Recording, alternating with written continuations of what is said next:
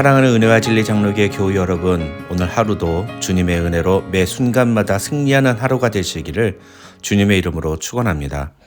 오늘 새벽에 만나 본문은 마태복음 13장입니다. 그 중에 18절부터 23절을 제가 읽어드리겠습니다. 그런즉 씨 뿌리는 비유를 들으라.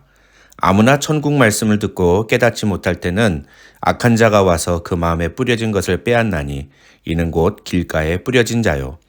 돌밭에 뿌려졌다는 것은 말씀을 듣고 즉시 기쁨으로 받되 그 속에 뿌리가 없어 잠시 견디다가 말씀으로 말미암아 환난이나 박해가 일어날 때에는 곧 넘어지는 자요. 가시떨기에 뿌려졌다는 것은 말씀을 들으나 세상의 염려와 재물의 유혹에 말씀이 막혀 결실하지 못하는 자요. 좋은 땅에 뿌려졌다는 것은 말씀을 듣고 깨닫는 자니 결실하여 어떤 것은 100배, 어떤 것은 60배, 어떤 것은 30배가 되느니라 하시더라. 오늘 본문인 마태복음 13장은 소위 천국 비유의 장으로 알려져 있습니다. 이 마태복음 13장에는 모두 8개의 비유가 등장합니다. 그 중에 앞에 등장하는 7개의 비유는 모두 천국의 속성을 말씀하시는 비유입니다. 예수님은 처음에 말씀하신 씨 뿌리는 비유를 제외한 나머지 6가지 비유를 천국은 이라는 표현을 사용하심으로써 이 비유를 통해 제시하려는 메시지가 무엇인지를 분명하게 드러내십니다. 그런데 이 마태복음 13장에서 많은 사람들이 놓치고 지나가는 비유가 하나 있습니다. 그것은 바로 52절에 등장하는 8번째 비유인 천국 복음을 받아들인 자의 비유입니다. 저는 어떤 의미로 이 8번째 비유가 이 마태복음 13장에서 예수님이 말씀하시려는 내용의 모든 의미를 함축한 핵심과도 같은 비유라고 생각합니다. 왜 그런지는 뒤에 말씀드리고 먼저 천국의 비밀을 소개하기 위해 예수께서 말씀하신 7가지 비유를 중심으로 오늘 본문의 내용을 소개해 보겠습니다. 먼저 1절부터 23절에서 예수님은 씨 뿌리는 비유와 그 의미를 말씀하십니다. 예수님은 18절부터 23절에서 이 비유의 의미가 무엇인지를 분명하게 말씀하심으로써 다른 식으로 이 비유를 해석하는 것을 막으십니다. 그래서 우리는 예수님께서 말씀하신 대로 이 비유를 이해해야 합니다. 그렇다면 예수께서 이 씨 뿌리는 비유를 통해 우리에게 말씀하시려는 것은 무엇일까요? 천국은 씨를 뿌리는 것과 같다는 겁니다. 19절에서 예수님은 그 씨를 말씀이라고 표현하십니다. 중요한 건 그 말씀을 모두 들었지만 그 말씀으로 말미암아 보여준 결과는 달랐다는 겁니다.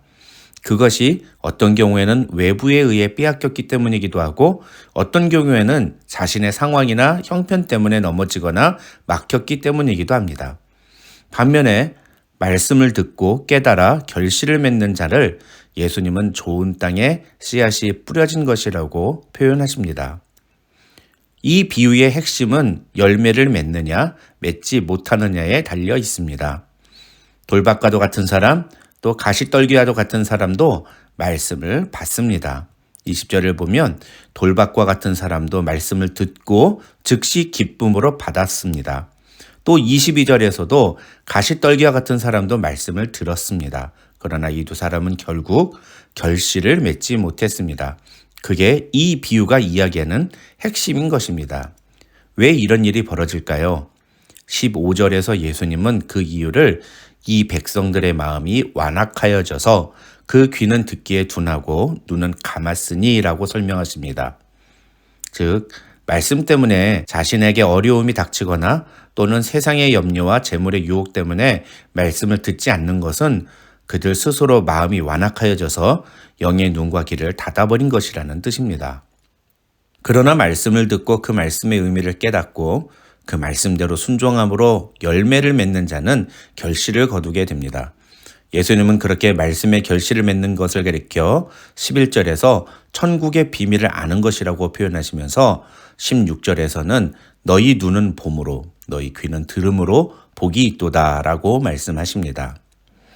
이 새벽의 만나를 듣는 우리 은혜와 진리 장로교회 모든 교우들도 우리의 눈은 봄으로 우리의 귀는 들음으로 복이 있는 귀한 성도들이 되시기를 주님의 이름으로 축원합니다. 다음으로 24절부터 30절에서 예수님은 곡식과 가라지의 비유를 말씀하십니다. 예수님은 이 비유의 의미도 34절부터 43절에서 해석해 주십니다. 이 비유의 메시지는 주님이 다시 오시는 세상 끝이 되기 전까지는 이 세상에 그 말씀을 듣고 결실을 맺는 알곡과 같은 천국의 자녀들과 열매는 없고 겉만 번지르한 가라지와 같은 악한 자의 아들들이 함께 공존하며, 그러나 세상 끝날에는 주님께서 그의 천사들을 통해 가라지를 거두어 풀무불에 반드시 던져 넣으실 것이라는 사실입니다. 이 비유를 앞에 씨 뿌르는 비유와 연결해서 생각해 보면 결국 우리가 알곡인가 가라지인가를 결정하는 것은 우리가 천국의 말씀을 듣고 어떤 반응을 보이느냐에 의해 결정된다고 할 수 있습니다. 다시 말해서 천국의 말씀을 듣고 깨달아 결실을 맺으면 우리는 알곡과 같이 주님과 함께하지만, 길가에 뿌려진 자나 돌밭에 뿌려진 자, 그리고 가시떨기에 뿌려진 자와 같이 어떤 이유에서건 그 말씀이 열매로 이어지지 않으면 가라지와 같이 풀무불에 던져지게 되는 준엄한 심판을 피할 수 없다는 것입니다. 다음으로 예수님은 31절과 32절에서 겨자씨의 비유, 그리고 33절에서 누룩의 비유를 말씀하십니다. 이 두 가지 비유를 통해 예수께서 말씀하시려는 메시지는 천국 복음은 어떤 상태로 머물러 있는 것이 아니라는 것입니다. 즉, 천국 복음은 겨자씨나 누룩과 같이 처음에 보기에는 아주 미미하고 보잘것없어 보이지만 결국은 스스로 성장하고 또 다른 것을 부풀게 만드는 능력을 가졌다는 것입니다. 이것을 신학자들은 확장성이라고 표현하는데, 결국 확장하지 않는다면 그것은 천국의 복음이 아닌 것이라고 해도 틀린 말은 아닌 것입니다. 다른 말로 하면 우리가 천국 복음을 가지고 있는 자들이라면 반드시 그 복음이 우리 안에 역사하여 우리로 자라게 할 뿐만 아니라 다른 사람들에게도 영향을 미치게 만든다는 것입니다. 조금 더 쉽게 설명을 해드리면, 신앙생활을 오래 하고 하나님의 말씀을 오래 들었음에도 불구하고 신앙이 자라지 않고 또 주변 사람들에게 신앙으로 어떠한 영향도 끼치지 않는다면 그는 천국 복음을 소유한 자라고 볼 수 없다는 것입니다. 천국을 소유한 사람은 겨자씨와 같이 결국은 나무가 되어 공중에 새들이 와서 그 가지에 깃들고, 또 누룩과 같이 한 포대 안에 있는 밀가루들을 모두 부풀게 만들기 마련이라는 겁니다. 그래서 베드로는 베드로후서 3장 18절에서 오직 우리 주 곧 구주 예수 그리스도의 은혜와 그를 아는 지식에서 자라가라고 권면했고, 사도 바울은 에베소서 4장 15절에서 오직 사랑 안에서 참된 것을 하여 범사에 그에게까지 자랄지라고 말했습니다. 그래서 우리는 참된 신앙생활은 정체되어 있는 것이 아니라 자라가는 것이라고 말할 수 있는 것입니다. 그 다음으로 44절에 나오는 감추인 보화의 비유와 45절부터 46절에 기록된 값진 진주의 비유는 결국 선택의 문제로 우리에게 말씀하시는 것입니다. 천국은 밭에 감추인 보화와 지극히 값진 진주 같은 것이기에 그것을 소유하려면 다른 것을 버려야 한다는 겁니다. 마지막으로 47절부터 50절에 나오는 그물의 비유는 24절부터 30절에서 말씀하신 곡식과 가라지의 비유와 같은 메시지라고 할 수 있습니다. 세상 끝날에 주님은 의인과 악인을 갈라내어 악인을 풀무불에 던져 넣으실 것입니다.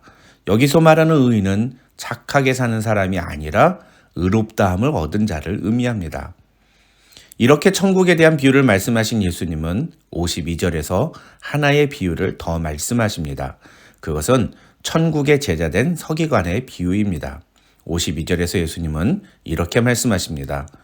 그러므로 천국의 제자된 서기관마다 마치 새 것과 옛 것을 그 곳간에서 내오는 집주인과 같으니라. 여기서 서기관은 당시 유대교에 있었던 직책을 가리키는 것이 아니라 그들이 맡고 있었던 역할을 의미하는 것입니다. 즉, 성경 필사를 책임지고 율법을 연구하고 해석하며 그것을 가르치는 것이 주된 임무였던 서기관들처럼 예수께서 선포하신 이 천국 복음의 말씀을 잘 보존하고 그것을 잘 가르치는 책임을 맡은 예수 그리스도의 제자들이 보여주어야 할 참된 자세가 무엇인지 이 비유를 통해 말씀하시는 것이라고 할 수 있습니다. 제가 서두에서 이 52절의 비유가 앞에 7가지 비유의 의미를 함축한 비유와도 같다고 말씀드린 이유가 바로 이것입니다.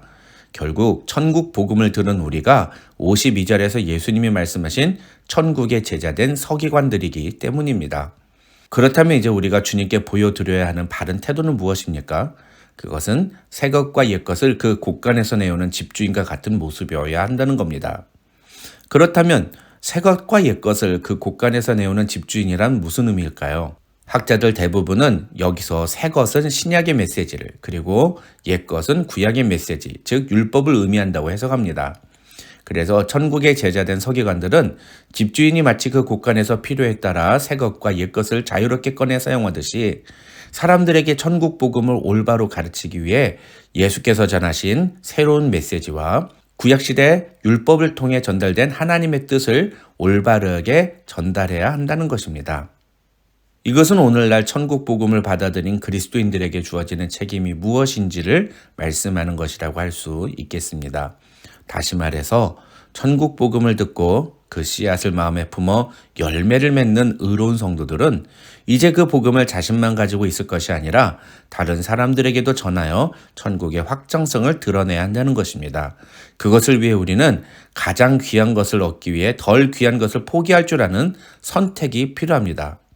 그것을 끝까지 지킨 자만이 세상 끝날 의인으로 인정받아 심판을 면하게 될 것입니다. 오늘 말씀을 통해 우리가 천국 복음을 소유한 제자들임을 다시 기억하고 그 모습에 걸맞는 자세로 주님 앞에 바로 서기로 결단하는 사랑하는 우리 은혜와 진리 장로교회 교우들이 되시기를 주님의 이름으로 축원합니다.